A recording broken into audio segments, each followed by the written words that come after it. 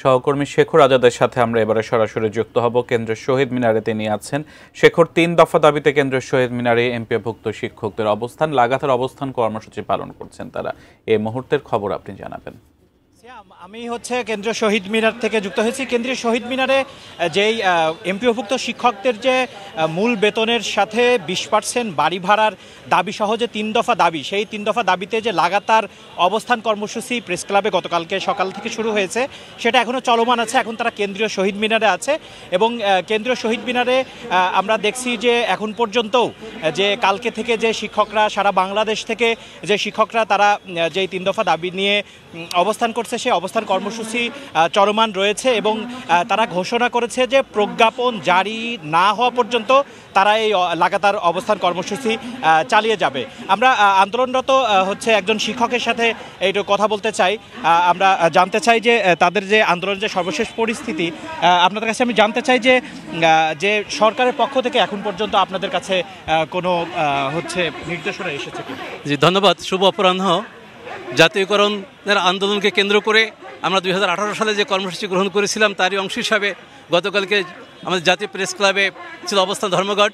কিন্তু গতকালকের বিকালের যে ঘটনাটি ঘটেছে, যেটি ন্যাক্কারজনক, আমরা তীব্র প্রতিবাদ জানাই, আমরা নিন্দা জ্ঞাপন করি। পুলিশ আমাদের বন্ধু, কিন্তু পুলিশের কাছ থেকে যে আচরণ পেয়েছি, সারা বাংলাদেশ শিক্ষক সমাজ ব্যথিত হয়েছে, ছাত্র সমাজ ব্যথিত হয়েছে। যে কারণেই আজকে আমাদের আন্দোলনের সাথে সহমর্মিতা প্রকাশ করে ছাত্ররা কেন্দ্রীয় শহীদ মিনারে এসেছে। আমরা জানি কেন্দ্রীয় শহীদ মিনার আমাদের জাতীয় জীবনের একটি গুরুত্বপূর্ণ অধ্যায়, গুরুত্বপূর্ণ কেন্দ্র। এই জায়গা থেকেই আমাদের এই শিক্ষকদের ন্যায্য দাবি 20% আমাদের বাড়ি ভাড়া, 75% উৎসব ভাতা এবং 1500 টাকা আমাদের চিকিৎসা ভাতা, এটা বাস্তবায়িত হবে। এখনও আমরা সরকারের কাছ থেকে কোনো ঘোষণা পাইনি, বরং প্রশাসনের একটি ঘোষণা পেয়েছি মাত্র 500 টাকার বাড়ি ভাড়া, যেটা আমাদেরকে আগুনে ঘি ঢেলে দিয়ে দিয়েছে। আমরা আশা করব অবিলম্বে আমাদের এই সরকার, অন্তর্বর্তীকালীন সরকার যারা রক্তের উপরে দাঁড়িয়ে আছে, তাদের শুভবুদ্ধি উদয় হোক এবং আমাদের যে ন্যায্য দাবি, এটা কোনো করুণা নয়, এটা আমাদের অধিকারের মাধ্যমে 98% শিক্ষা যারা নিয়ন্ত্রণ করে আমাদের এই বেসরকারি শিক্ষা প্রতিষ্ঠান, তাদের ন্যায্য দাবি আদায় হোক, এই প্রত্যাশা রাখছি। ধন্যবাদ এটিএন নিউজকে।